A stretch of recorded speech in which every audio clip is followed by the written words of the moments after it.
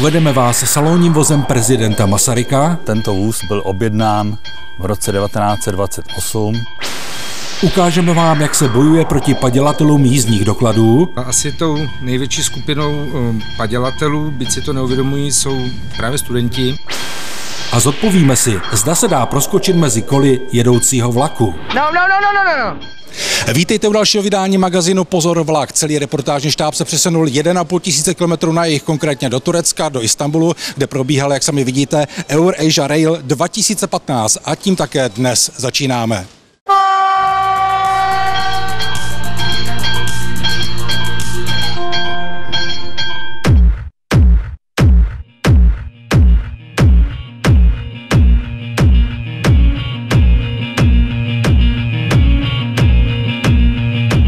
Dovolte mi, abych vás co nejsrdečněji přivítala již na 5. Eurasia Rail veletrhu zde v Istanbulu. Jsem velice ráda, že opět vystavujeme v tak velkém počtu.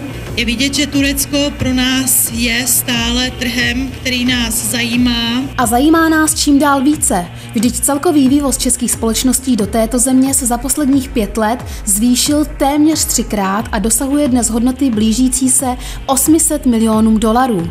A zvláště pak železniční průmysl je v posledních letech velkým lákadlem. Ono se totiž těžko odolává, když turecký ministr dopravy hovoří o liberalizaci, tedy otevření jejich trhu zahraničním společnostem v zájmu dosažení co největší kvality. Loni jsme investovali do železnice 5,5 miliardy tureckých lir a letos to bude 9 miliard. Celý svět ví, že je železnice pro Turecko prioritou. Turečtí partneři vnímají Českou republiku jako velmi kvalitního partnera a myslím, že i Česká republika vzhledem k tomu, jaká je tedy zastoupení, vnímá Turecko jako příležitost pro rozšiřování svých aktivit a svých kapacit. A Čechům se opravdu daří. Věděli jste například, že společnost VUKV zajišťuje pro turecké společnosti vývoj a zkušebnictví kolejových vozidel? V Turecku jsme uspěli už v minulosti velice dobře, máme tu navázané kontakty se 4 firmama. No a pokud vyjde letos všechno, co jsme dojednali, tak už je to přes 1 milion euro. A nebo společnost ŽDD Praha. Ta se v Turecku podílí na zabezpečení metra v Istanbulu, zabezpečuje například trať Tekirdağ-Muratlı a v současné době dodává a instaluje kompletní zabezpečovací systémy pro železniční depo v Ankaře. Daří se jí i proto, že zde má obchodního poradce, který je z Turecka a velmi dobře zná podnikatelský sektor. Dostat se na turecký trh je značně obtížné, především proto, že je zde řada společností, které tu podnikají třeba i 50 let. A na rovinu, tyto společnosti vytváří nejrůznější překážky, aby se do této oblasti už nikdo další nedostal. Je potřeba se proto obrnit trpělivostí a téměř nezbytností je mít v Turecku místního zástupce. Ale i bez nich to jde, i když je to o hodně těžší. Například společnosti CZ Loko se povedlo něco nevídaného. Jejich motorové lokomotivy řady 741 zajišťují bezpečnost v nejhlouběji položeném podmořském železničním tunelu svého druhu na světě. Ano, hovoříme o neskutečně drahém tureckém projektu Marmaray. Slouží jako vyprošťovací a v případě poruchy jednotky nebo infrastruktury tunelu musí do hodiny být schopny vyrazit a vytáhnout uvízlou jednotku s cestujícími bezpečně mimo ohrožení. Než ale byly české lokomotivy uvedeny do provozu, museli absolvovat nekompromisní test. Ten spočíval v rozjezdu z nejhlubšího místa tunelu do stoupání 17 promile se soupravou o hmotnosti 850 tun. Lokomotivy vše splnily na výbornou a ještě měly dostatečnou časovou rezervu do zmiňovaného hodinového limitu.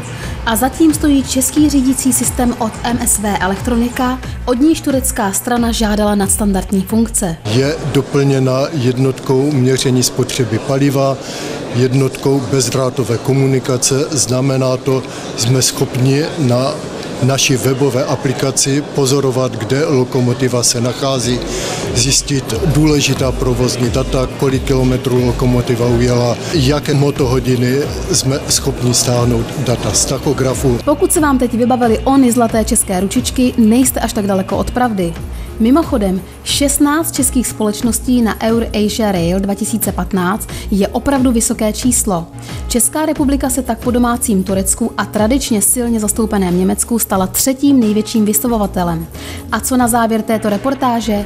Přejeme českým společnostem hodně úspěchu na tureckém trhu.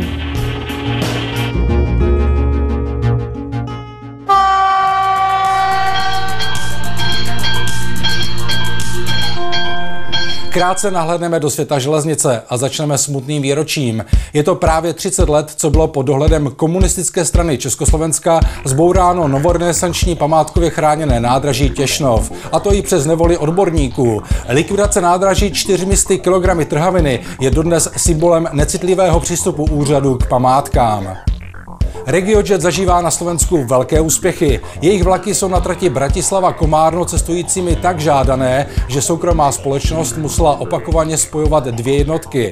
Aby RegioJet vyhověl obrovskému zájmu cestujících, pronajme si formou operativního leasingu 2 další soupravy Talent od Bombardíru s kapacitou 300 míst a slovenská vláda jim na to podle slovenského deníku N přispěje. Nové dno našli podle zpravodajského serveru iDnes.cz ceny jízdenek na trati mezi Prahou a Ostravou. A to díky akci společnosti Leo Express, která je nabízela za 60 korun přes slevomat. Leo Express na první pohled absolutně nerentabilní akci komentuje tak, že chtěli přilákat do jejich vlaků nové zákazníky. Není to poprvé, co tuzemští dopravci nabízejí jízdenky přes slevové servery. České dráhy takto nabízely síťovou jízdenku Sone Plus za 450 korun, tedy o 150 korun levněji. Městský soud v Praze vyhodnotil jako chybný postup Ministerstva dopravy, které před 2 lety vydalo společnosti RegioJet citlivá obchodní čísla Českých drah. Ty si v roce 2011 vyžádal majitel RegioJetu Radim Jančura. Podle soudu tak bylo narušeno obchodní tajemství, což je nepřípustné. Zatímco České dráhy teď analyzují, zda budou vymáhat pokutu za vzniklé škody, Ministerstvo dopravy zvažuje kasační stížnost.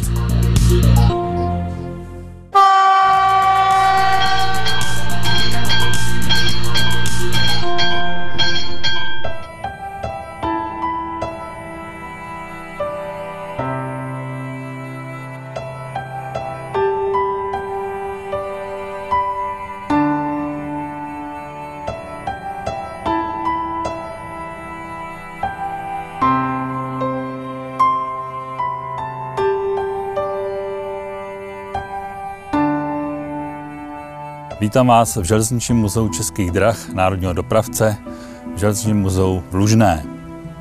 Je zde deponován tento historický vůz pro pana prezidenta Masaryka. Tento vůz byl objednán v roce 1928 na požadavek tehdejšího ministerstva železnic u Ringhoferových závodů na Smíchově. A v březnu 1930 byl předán zástupcům ministerstva železnic.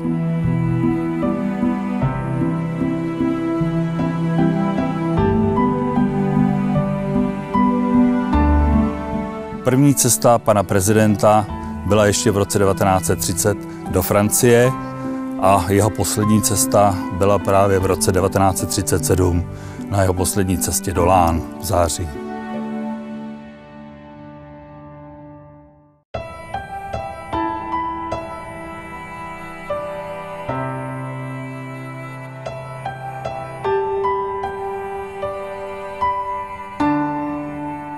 Takže nyní se nacházíme ve středu vozu, kde je vlastně hlavní část, je tento krásný salon, který je na celou šíři vozu, který sice původně byl vybaven trochu jinak, sice nacházela se tu pohovka a křesílka, které byly nahrazeny židlemi a stolkem.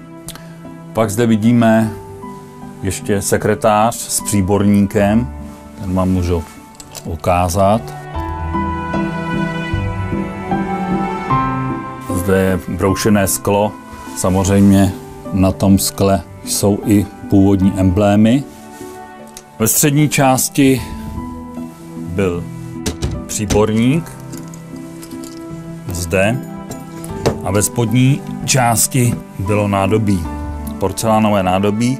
Celkem ty soupravy byly pro 12 osob.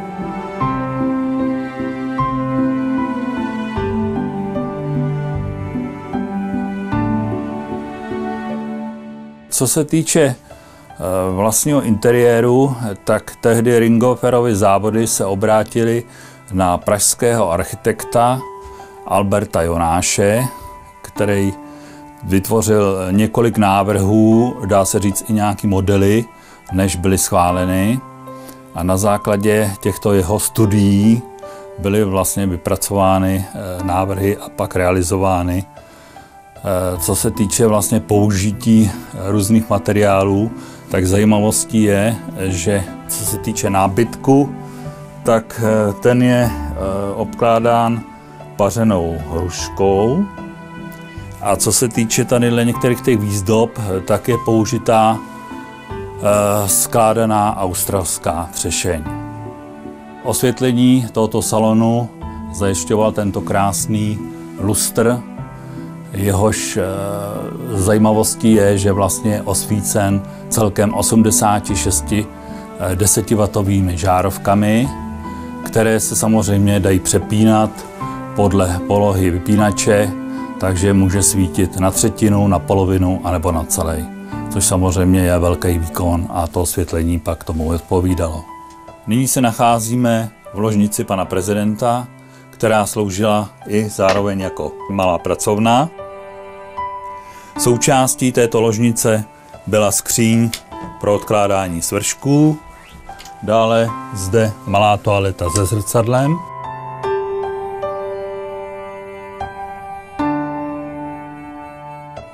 No a samozřejmě k ložnici patřilo i samostatné WC s umývárnou.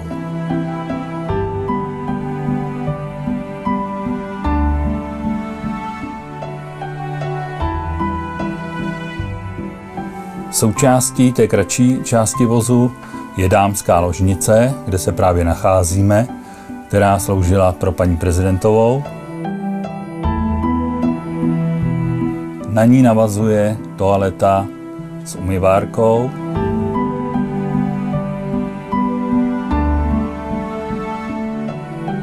V této delší části se nachází kupé tajemníka, vedle je kupé lékaře a nakonec je kupé doprovodu. Ty dvě kupé jsou spojeny toaletou a WC a já vám jedno z těch kupé ukážu.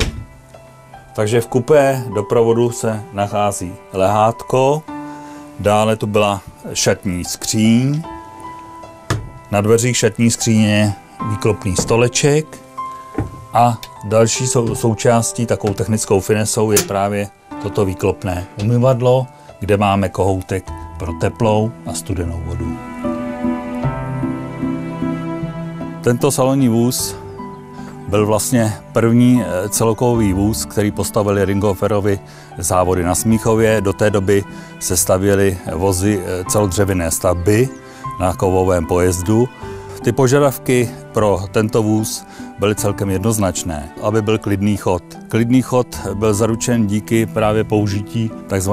Pensylvánských podvozků s dvojitým vypružením. Dále musel vyhovovat mezinárodním požadavkům UIC, takže byl stavěn na rychlost, maximální rychlost 140 km/h.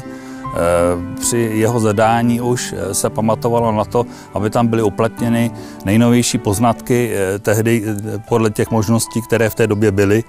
Takže například má vůz elektrickou dvouzdrojovou soustavu, to znamená, jsou tam dvě dynama o výkonu 1,2 kW, který prostě mají svoje baterie, takže jsou na sobě nezávislí oba okruhy. Takovou technickou zajímavostí pro nouzové osvětlení byly tyto takzvané svícny. Já vám ukážu, jak se používaly, který se vzal. Tady je takový přípravek, který se takhle sklopil a sem se ten svícen nasadil a mohlo se svítit.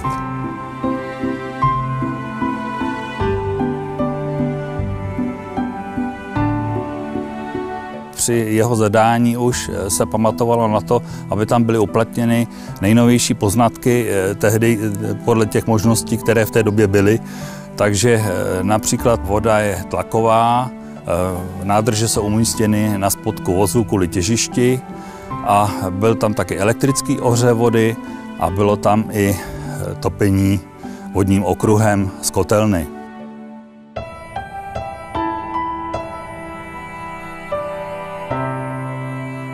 Jeho provoz skončil v roce 1967 a v dobách normalizace v roce 1970 hrozilo, že by mohl být přestavěn pro potřeby pomocného vlaku a tehdy zasáhla skupina pro studium dějin železnic při Národním technickém muzeu a ty iniciovali jeho přetažení do českých Velenic a hlavně jeho prohlášení národní technickou památkou. To se také podařilo, vůz byl převezen do českých Velenic a díky iniciativě pana inženýra Jiřího Sedláčka, který byl ředitelem železničních opraven a strojíren, tak jej dali na pomník v prostorách železničních opraven a po revoluci v roce 1991 jej revitalizovali, to znamená sundali z pomníku, opravili. Vlastně nejdále tehdy byl v Rumunsku a pak už po revoluci, vlastně po revitalizaci tohoto vozu a po opravě v 90. letech byl tento vůz v Římě.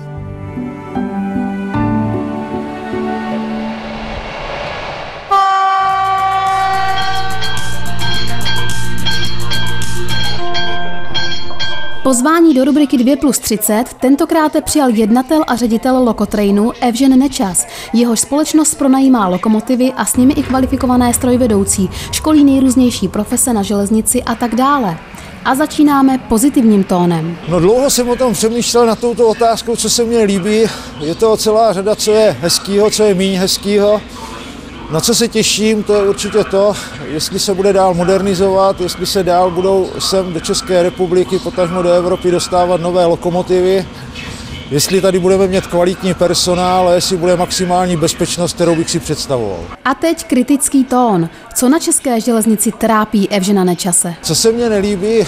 Nelíbí se mně tady celá řada věcí, jak jsou dráhy, jak je železnice zatěžována všema ostatníma věcma, jak je železnice zatěžována tím, co si musí na sebe vydělat, kolik co stojí, kolik do toho jde fixních vstupů a kolik my dopravci, potažmo my, kteří zajišťujeme určitou činnost pro ty dopravce, máme s tím práce. A na závěr, jak už je tradicí, máme pro našeho hosta přesně 30 sekund. O čem dnes budou? Tak 30 sekund je hodně krátká, na jedné straně dlouhá doba. Já bych se rád dotkl otázky strojvedoucích a její kvalifikace. Je pravda, že je hodně strojvedoucích, kteří jsou hodně dobří, ale je hromada dalších, kteří jsou špatní a to ohrožuje velmi bezpečnost železniční dopravy. Děláme vzdělání a dovedu si představit, že je potřeba zlepšovat vzdělání strojvedoucích.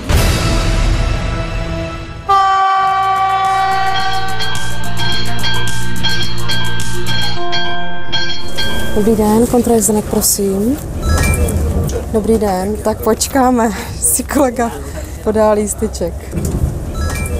Dobrý den, kontrajezenek, prosím. Více než 2800 zaměstnanců obsluhy vlaku, kteří kontrolují všechny cestující a přes 80 vlakových revizorů provádějících namátkové, ale o to důkladnější kontroly jízdních dokladů. Dobrý den, vlakový revizor, revize jízdních dokladů, prosím o předložení. Tak to vypadá u Českých drah, boj s padělky, kterých ročně národní dopravce zajistí podle typu od 10 do několika stovek. Ve vnitrostátní přepravě asi tou největší skupinou padělatelů, byť si to neuvědomují, jsou právě studenti, kteří z finančních důvodů pozměňují doklady, aby ušetřili nějakou korunu, anebo potom už nemají nárok na žákovskou slevu, skončí ve škole a upravují si žákovský průkaz tak, aby mohli jezdit i nadále. Tady to sami vidíte, zde je přepsaná doba platnosti průkazu a tady pro změnu celé jméno i příjmení. Takových padělků České dráhy loni odebrali 25 kusů. U průkazu ZTP, ZTPP je to 56 kusů odebraných průkazů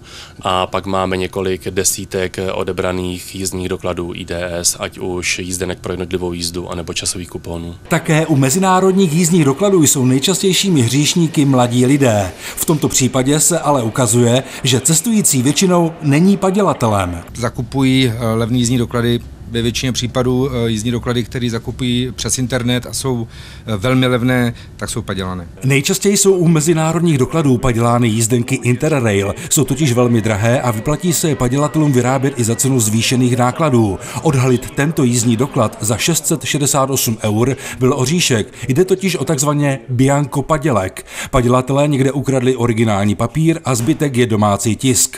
Za to tento doklad Interrail za 509 € je skrz na skrz padělek a navíc bez jediného ochranného prvku. Pokud jde o ochranné prvky na jízdních dokladech, tak ty se v mnoha ohledech blíží k ochranným prvkům bankovek.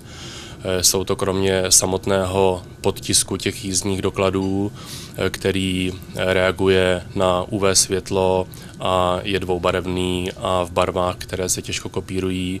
Jsou tam také další prvky jako jemná ornamentální kresba, případně mikroperforace ve tvaru nějakého symbolu. Všechny zmíněné ochranné prvky, i ty utajované, jsou celkem často na dokladech přemísťovány a upravovány, aby dopravce padělatelům co nejvíce stížil jejich život. Protože ale při běžném provozu mnohdy nebývá až tolik času na zkoumání dokladů, České dráhy mají jednoduché, ale velmi účinné fígly, jak upozornit obsluhu vlaku, že tady něco nehraje. Dalším prvkem ochranným, zejména teda u mezinárodních jízdenek, jsou obálky jízdních dokladů, v tomto případě obálky jízdních dokladů Interrail, kde v pravidelných intervalech obměňujeme tyto obálky. Padělatel neví samozřejmě, která obálka bude v příštím období platit a pro nás je to první indicie k tomu, aby se vlakový personál nebo vlakový revizor tím jízdním dokladem zabýval víc. Co se týče vnitrostátních dokladů, tam jde národní dopravce velmi moderní cestou. Používá takzvaný 2D kód. Pomocí 2D kódu, který načítají naše přenosné osobní pokladny vlakového personálu, můžeme v případě pochybností zjistit, jestli je ten doklad pravý nebo není. Jako příklad udám zachycené 3 padělky jízdenek na Ostravsku, kde 2D kód zůstal stejný a všechny ostatní údaje na jízdenkách byly odlišné, to znamená platnost, pásma a podobně. A načtením 2D kódu zjistil vlakový personál, že se jedná o originál jízdenky, která již v té době měsíc neplatila. Teď se zdá, že všechny jízdní doklady se dají padělat. Není tomu tak. Je jedna velká výjimka. Trendem naší společnosti je přesun těch nejdražších jízdenek na elektronický nosič, což je v našem případě InKarta, kde si může náš zákazník nahrát aplikace.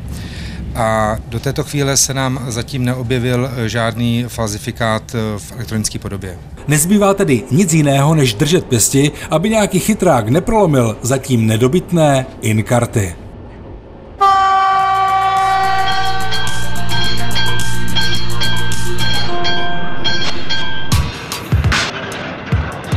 Co tam ten chlapík dělá? Asi jste pochopili, že leží pod vlakem. Jak se tam dostal, není jasné. Víme jen, že video pochází z roku 2012 a mladík se pokouší proskočit v mezeře mezi koly, protože jsou vagóny nižší a nižší a on má strach o život. Nejdříve vyhodí mezi koly batoh a přemýšlí, zda i on proskočí, zda to stihne. No. All right. No.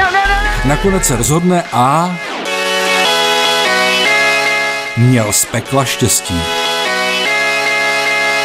Řeknu vám, že mě podobná videa rozčilují, ale abychom nekončili negativně. Lucie, co se tobě líbilo? No, úplně nejvíce mi líbil asi salonní vůz Tomáše Garrigua Masaryka, to bylo vážně krásný. To se ti nedivím a je to dobré téma na otázku. Ptáme se na to, která firma vyrobila salonní vůz. Pište na pozorvlak@azd.cz do 15. dubna 2015. A o co hrajeme? A hrajeme o těchto 5 krásných knih Jiřího Boudy, který je mimochodem malíř, grafik a ilustrátor. No a máme ještě k vám jeden dluh, a to vyhlášení vítězů minulé soutěže. Ptali jsme se vás na to, jaké bylo původní označení lokomotiv řady 759, takzvaných kyklopů. Správná odpověď zní T499. A kdo vyhrává? A vyhrává Petr Harkabus z Bruntálu, Pavel Gan z Třebenic a Krištof Suchánek ze Zlína Štípy. Všem gratulujeme, železnici zdar a... Mějte se, na viděnou.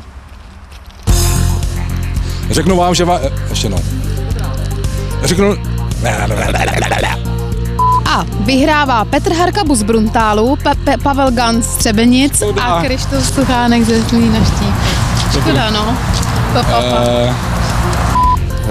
Tak my jsme převážnou část traťových jízdenek, dokladů, které jsou poměrně ve vysoký... Ještě jednou. 333 stříbrných křeblek přeletělo přes 333 stříbrných střech.